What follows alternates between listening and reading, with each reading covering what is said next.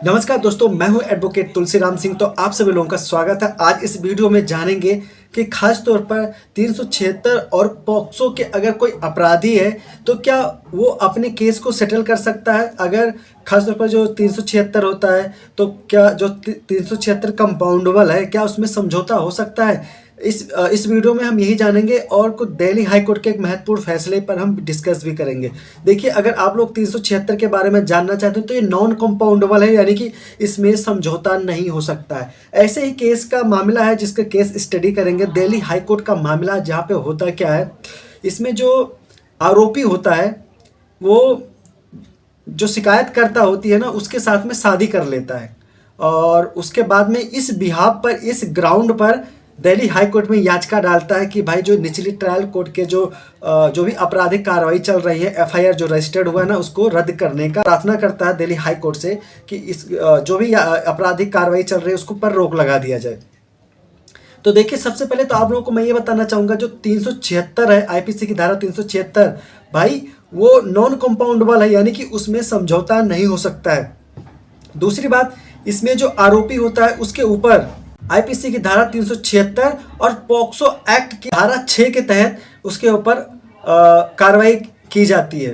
अब चूंकि कुछ दिन बाद क्या होता है, जो इसमें शिकायतकर्ता होती है उसके साथ में जो आरोपी होता है वो शादी कर लेता है और उनसे एक बच्चे भी होते हैं। क्योंकि जो आरोपी के एडवोकेट होते हैं दिल्ली हाई कोर्ट में जब पेश होते हैं तो आरोपी की तरफ से उनकी तरफ बोला जाता है कि जो शिकायत करता है और जो आरोपी यानी कि जो एक्यूज है, दोनों ने शादी भी कर लिया है और आपस में एक दूसरे के साथ खुश हैं, कोई दबाव नहीं, कोई जोर जबरदस्ती नहीं है। तो इनके खिलाफ जो भी आपराधिक कार्रवाई चल रही है ट्रायल कोर्ट द्वारा, उसको रद्द कर दिया जाए।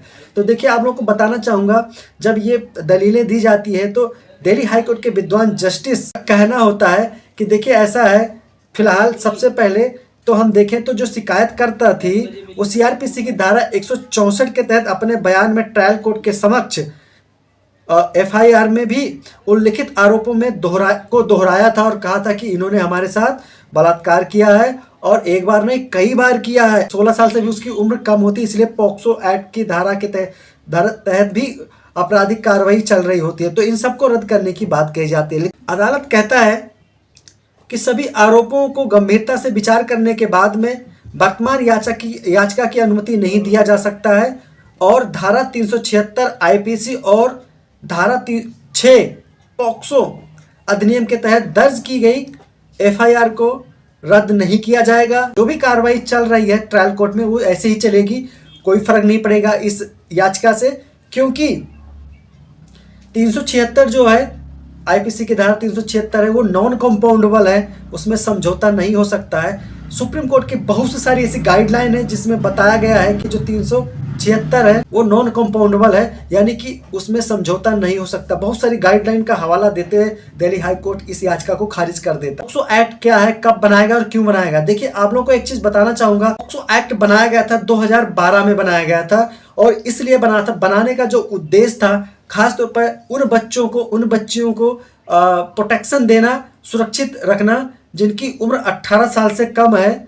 खास तौर पर ध्यान रहे, जिनकी उम्र 18 साल से कम है उनको सुरक्षा देने के लिए इस एक्ट को बनाया गया था। आशा करता हूँ दोस्तों ये वीडियो आपको बहुत पसंद आया होगा, तो प्लीज़ वीडियो को लाइक करना बिल्कुल मत भूलिए। अगर आपके किसी संबंधी को या दोस्तों को या फ्रेंड्स को या किसी रिलेटिव को ये वीडियो अगर सहायक साबित हो सकता है या उनको हेल्प कर सकता है तो वीडियो पक्का शेयर करना बिल्कुल मत भूलिएगा।